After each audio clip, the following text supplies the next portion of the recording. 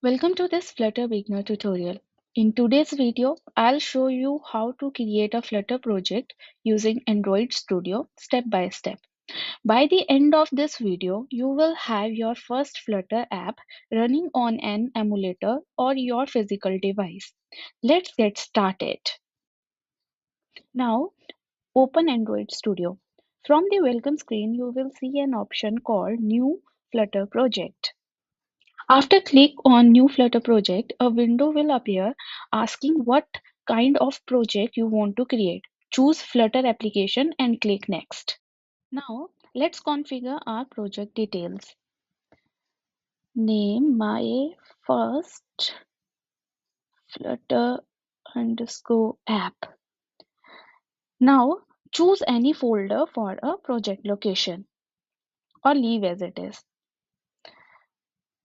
We have an organization like .com example. I'll change this to com.flutter. Then click Next. Android Studio will now set up the project for the first time. It may take a few seconds because it downloads dependencies and builds the initial structure. Once everything is done, your project is ready. This is the most important folder. It contains main.dart file, the entry point of your app. Android folder contains native Android files.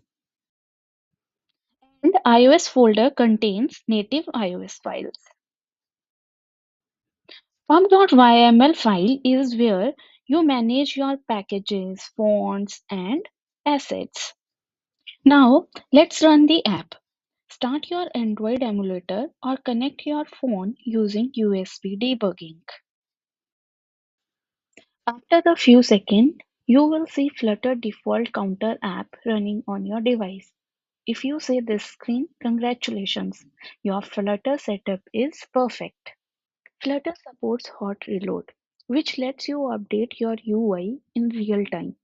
Just make a small change in your code, press save, and watch the app update instantly.